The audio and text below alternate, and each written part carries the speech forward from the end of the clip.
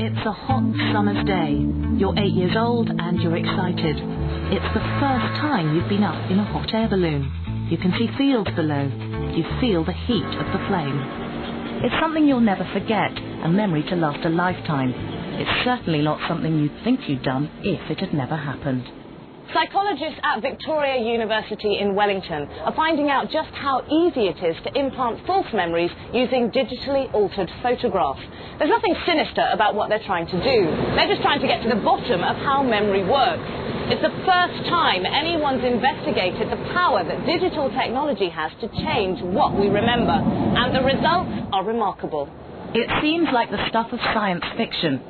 30 students are shown pictures of their childhood in a study they believe is about how we reminisce.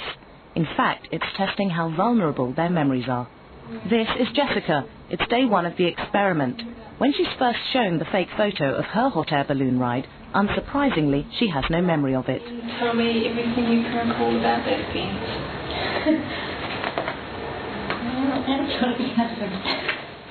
By the end of the week, she believes she's been in a hot air balloon. But the psychologist knows it's something she's never done. I think we walked on the platform. In fact, she's being deliberately tricked. What we've been doing is showing people a selection of photographs from their childhood. 4 photographs. 3 of them are true, and 1 of them is fake. So the third photograph in the booklet always depicts a subject and another family member taking a hot air balloon ride. But they've never actually been on that ride? No, we know that for a fact. We interview them 3 times over the course of a week, and by the time they get to the third interview, just a week later, half of them, 50% of our sample, believes they've been on a hot air balloon ride. 50% is much higher than Marianne Gary and her team ever expected. Even the students that don't remember the hot air balloon ride believe the photos are real. We asked family members to give us a photo of the subject that shows the subject clearly from the waist up and hopefully standing next to another family member. So we get a photograph that looks something like this. And we remove everything around that we don't want. We just grab them here and copy them over, and suddenly they're in the picture. A bit big at the moment, aren't they? They won't quite fit in the hot air balloon. They're a bit big, so we have to transform them, make them smaller and make them fit. So we end up with something like that.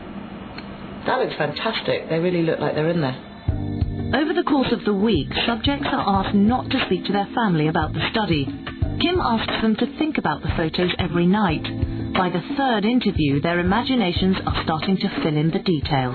Picture myself walking onto the balloon as if I was actually there, and I ended up getting a picture of some kind of platform. I remember looking up at the gas and the balloon proper, so I just sort of remembered stuff like that, and also looking down at sort of the patchwork on the ground because we were quite high up. Contrary to what we believe, memory does not work like a tape recorder. Our memories are not recorded and stored faithfully in the back of our heads and then played back like on a video recorder. Memories aren't permanent. They're a reconstruction, a blend of imagination and fantasy and things that you might hear about or think about afterwards, and also, like in our case, a photograph.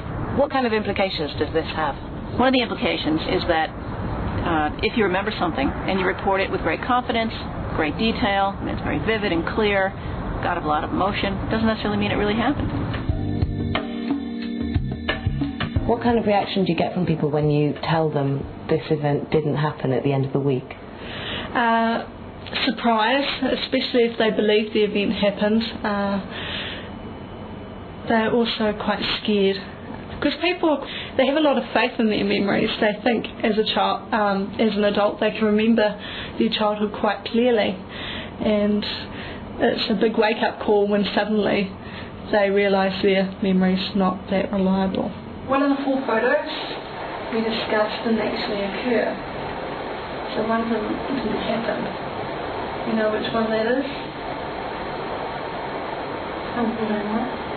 Yeah, the balloon one. Yeah. It's scary, really. A hot air balloon ride is not something you'd easily forget.